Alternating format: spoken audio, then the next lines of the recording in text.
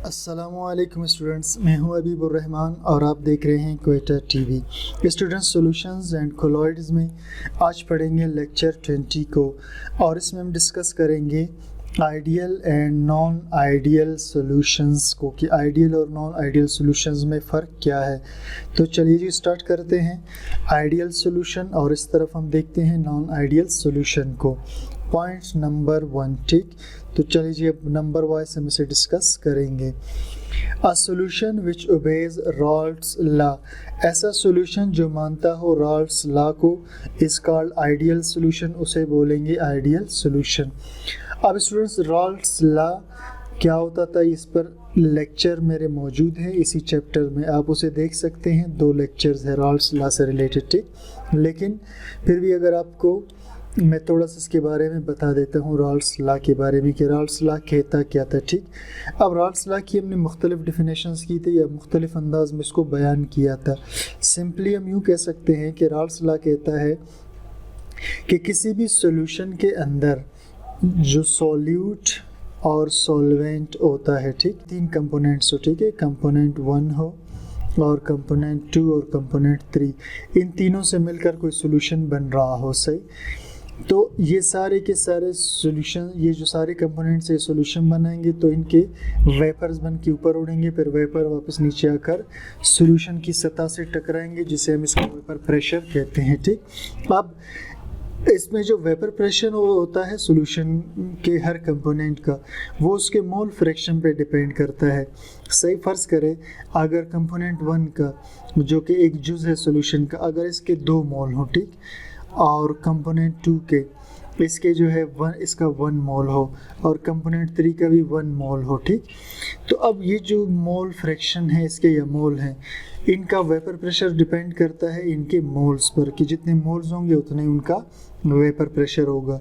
और Rawls law में दूसरा हमने ये भी पढ़ा था कि अगर किसी बर्तन के अंदर एक प्योर सॉल्वेंट होगा तो उसका वेपर प्रेशर क्या होगा, ज़्यादा होगा, यानी उसके बुखारात उड़कर जब वापस आएंगे प्योर सॉल्यूशन के तो उसका वेपर प्रेशर ज़्यादा होगा।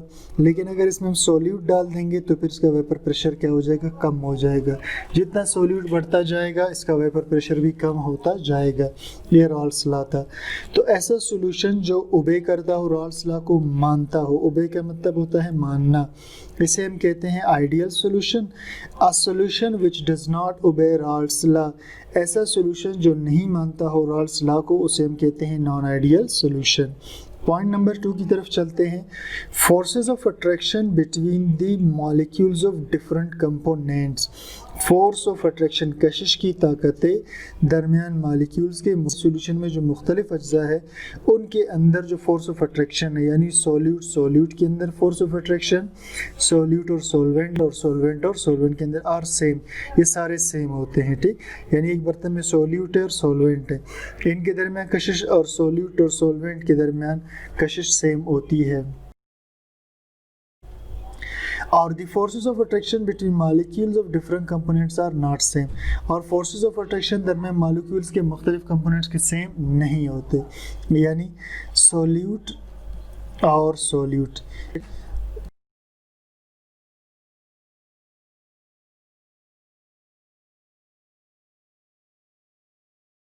और सॉल्वेंट, इसके फोर्सेस ऑफ अट्रैक्शन सारे के सारे के दरमियान जो फोर्सेस ऑफ अट्रैक्शन है ये सेम नहीं होते, और यहाँ पर ये क्या होते हैं, सेम।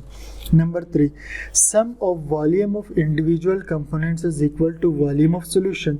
सम कहते हैं स्टूडेंट्स मजमूए को या जमा को, इंडिविजुअल सॉल्यूशन अलग अलग कंपोनेंट्स का वो बराबर होता है वॉल्यूम ऑफ सॉल्यूशन के। यानी अगर किसी बर्तन के अंदर 2 सॉल्यूशन हो, इसके वॉल्यूम को एक बर्तन के अंदर सॉल्यूशन के अंदर 2 कंपोनेंट हो, तो इसका वॉल्यूम, इसका जब दोनों को जमा करेंगे तब सॉल्यूशन का वॉल्यूम बनेगा। या आप यूँ समझ ले कि ये सॉल्यूट का वॉल्यूम है और दूसरा सॉल्यूशन का वॉल्यूम बनेगा। Sum of volume of individual component is not equal to the volume of solution, और मजमुआ मुख्तलिफ अज्जा का वॉल्यूम का, या यूँ कहे कि मजमुआ वॉल्यूम का मुख्तलिफ अज्जा का वो बराबर नहीं होता वॉल्यूम ऑफ सॉल्यूशन के।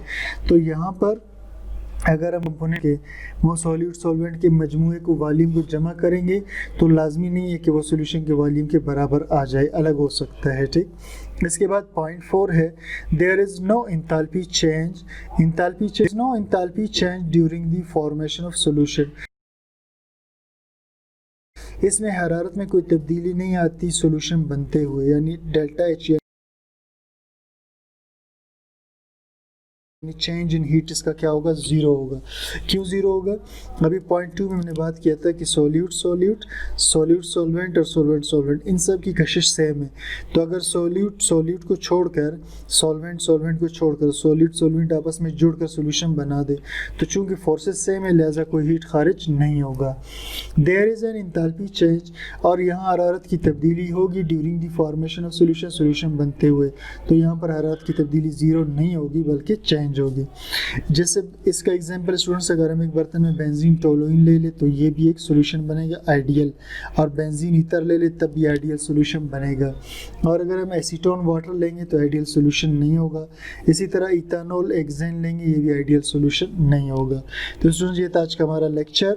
उम्मीद करता हूँ आपको समझ में आ गया है। कोई चीज़ क्लियर ना हो कमेंट सेक्शन में ज़रूर बता दीजिए, और चैनल को सब्सक्राइब, लाइक, शेयर कीजिए। Thank you for watching.